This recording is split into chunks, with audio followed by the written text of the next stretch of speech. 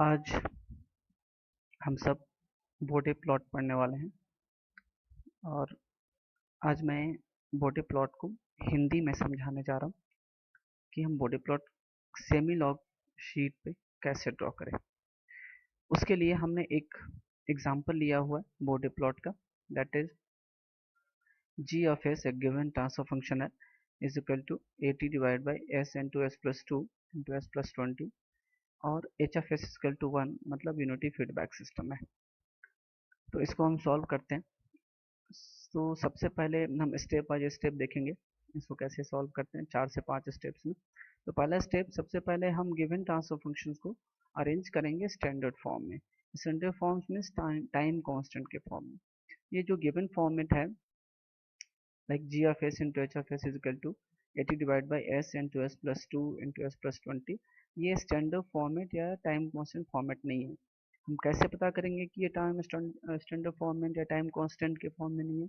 तो हम देखेंगे कि डिनोमिनेटर और न्यूमिनेटर्स की वैल्यू, जो भी गिवन वैल्यूज है, वो 1 plus ts के टर्म में है कि नहीं। That means here it is 2 plus s, that is not 1 plus ts। Here also 20 plus s, ये भी 1 plus ts के टर्म में नहीं है। यानी कि अगर हम इसमें से 20 और इसमें से 2 कॉमन ले लेंगे तो ये 1 प्लस और सम कांस्टेंट इनटू एस के फॉर्म में आ जाएगा, और ये भी 1 प्लस इसके फॉर्म में आ जाएगा। तो हम कन्वर्ट करते हैं, इसमें से 2 और इसमें से 20 कॉमन लेते हैं, तो ये 80 डिवाइड बाई एस इंटू, अगर हमने 2 कॉमन लिया तो ये बन गया 1 प्लस एस बाई 2, और यहाँ से 20 कॉमन लिया तो ये बन गया 1 प्लस एस बाई 20। अब ये एस 1 प्लस ये टी वन एस के फॉर्म में है, ये भी 1 प्लस टी एस के टर्म में है, जहाँ पे कि टी वन की वैल्यू यहाँ पे 1/2 और यहाँ पे टी टू की वैल्यू 1/2 1/20 होगी।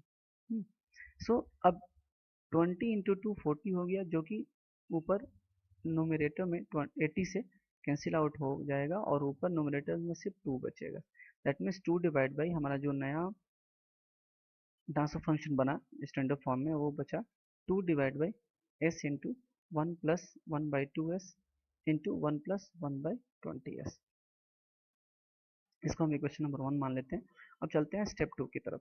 तो दूसरा स्टेप जो है वो, उसको में क्या करना है, हमें कॉर्नर फ्रिक्वेंसी फाइंड करना है।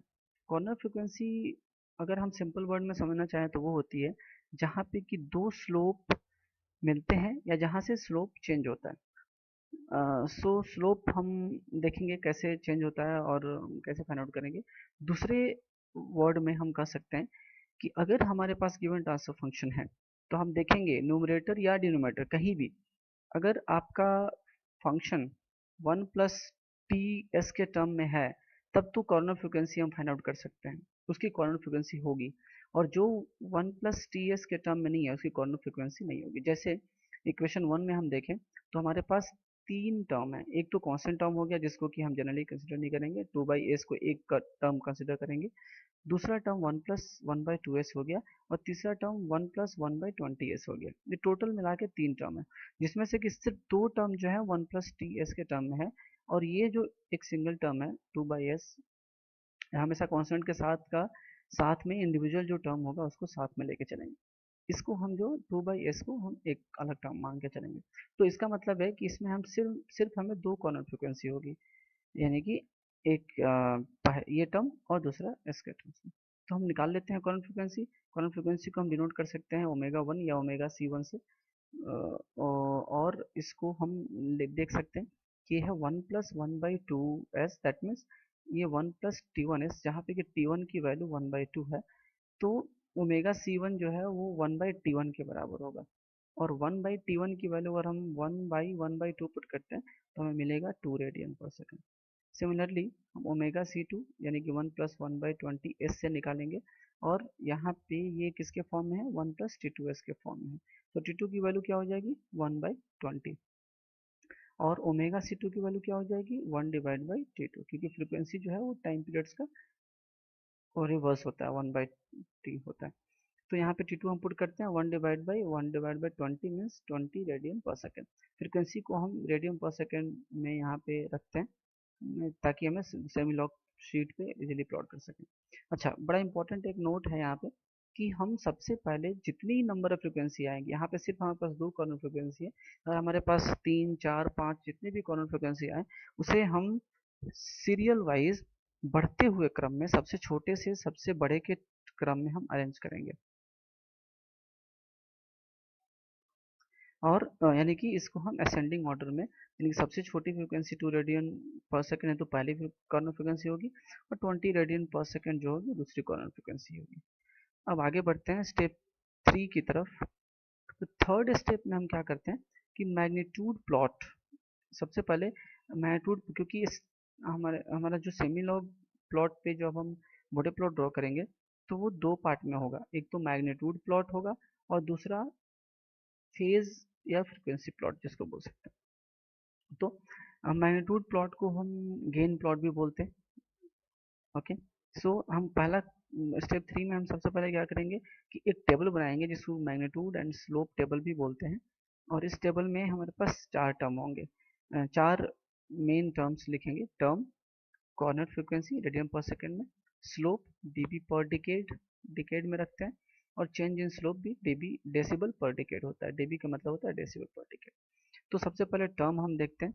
तो हमारे पास मैंने पहले बताया कि 3 टर्म्स हैं, पहला टर्म दूसरा टर्म तीसरा टर्म। हम कैसे डिसाइड करेंगे? तो हम पहला टर्म सबसे पहले हम देखेंगे कि कांस्टेंट टर्म्स न्यूमरेटर या डिनोमिनेटर्स में कितना है। जैसे एग्जांपल के लिए इक्वेशन 1 से कांस्टेंट टर्म 2 है और उसके साथ इंडिविजुअल एज का टर्म्स, इंडिविजुअल एज का टर्म्स ये है। इंडिविजुअल एज का टर्म्स का मतलब हो गया या तो एस या एस स्क्वायर या एस क्यू न्यूमरेटर में रहे या डिनोमिनेटर्स में रहे। जैसे अगर यहाँ पे 2s होता तो हमारा पहला टर्म हम 2s लेते हैं, लेकिन यहाँ पे 2/s है, इसलिए हमारा पहला टर्म जो होगा वो 2/s होगा, जिसको कि 2/j ओमेगा भी हम कह सकते हैं, क्योंकि s की वैल्यू हम बाद में j ओमेगा पुट करेंगे।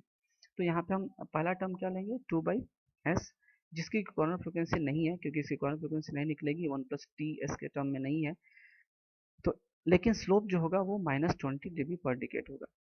वैसे मेरे पिछले बोडे प्लॉट के एग्जाम्पल में मैंने इसको बताया कि ये कैसे होता है, फिर भी मैं एक मिनट में इसको एक्सप्लेन करूंगा कि जब भी डिनोमिनेटर में कोई भी s का टर्म हो, एस जैसे 2/s, 2/s स्क्वायर, तो 2/s जो है वो -20 dB पर डिकेड स्लोप को कंट्रीब्यूट करता है। और अगर s का टर्म ऊपर रहेगा यानी कि 2s अगर होता तो यहाँ पे +20 dB पर डिकेड के स्लोप को कंट्रीब्यूट करता है। ओके, सो हम देख सकते हैं कि तीनों टर्म में हम s के अलावा बाकी कोई टर्म्स को नहीं देखेंगे कि हमारे पास s/2 है या s/5 है या 5s है। हमें सिर्फ s डिनोमिनेटर में और न्यूमरेटर में देखना है कि हमें s का टर्म्स कितने हैं। अगर एक टर्म है तो यानी कि नीचे की तरफ है, यानी कि डिनोमिनेटर में है तो -20 dB और न्यूमरेटर में है तो +20 dB डिकेड ये स्लोप को कंट्रीब्यूट करेगा। ओके, तो यहाँ पे हम देखते हैं कि हमारे पास पहला टर्म 2/s है जो कि -20 dB पर डिकेड स्लोप को कंट्रीब्यूट करेगा। और क्योंकि यहाँ पे यहीं से स्टार्ट हो रहा है हमारा स्लोप, तो चेंज इन स्लोप कुछ भी नहीं है, इसलिए हमने डैश रखा है, यहाँ पे डैश है। दूसरा टर्म 1/1 + s/2, कॉर्नर फ्रिक्वेंसी के आधार पे हमने इसको डिसाइड किया कि दूसरा टर्म होगा, क्योंकि ये छोटी कॉर्नर फ्रिक्वेंसी है। तो इसका कॉर्नर फ्रिक्वेंसी 2 यानी कि ω/c1 हमने यहाँ लिखा है। और क्योंकि डिनोमिनेटर में इसमें भी s का टर्म है, ये भी -20 dB पर डिकेड स्लोप कंट्रीब्यूट करेगा। अब हम चेंज इन स्लोप कैसे निकालते हैं? जो पहले स्लोप था -20 और जो बाद में हमारा स्लोप आया, उन दोनों को हम ऐड कर देते हैं, जैसे -20 यानी टोटल -40 dB पर डिकेड स्लोप चेंज होगा। अच्छा, इसके बाद तीसरा जो टर्म है 1/s इंटू s/20, ये 20, इसका कॉर्नर फ्रिक्वेंसी 20 रेडियन पर सेकेंड है और स्लोप जो है ये भी -20 dB पर डिकेड कंट्रीब्यूट कर रहा है, क्योंकि इसमें भी डिनोमिनेटर में s का टर्म है, इंडिविजुअल s का टर्म। सो पहले हमारा जो स्लोप आया था, स्लोप -40 था, और अब जो है वो -20 dB पर डिकेड आ रहा है, तो टोटल जो चेंज इन स्लोप हो गया वो -60 dB पर डिकेड हो गया। तो हम ऐसा कर सकते हैं कि हम इस मैग्नीट्यूड एंड स्लोप टेबल में हर एक टर्म्स और उसके स्लोप और चेंज इन स्लोप हमने निकाल लिया। अब हम आगे बढ़ेंगे चौथे स्टेप्स की तरफ।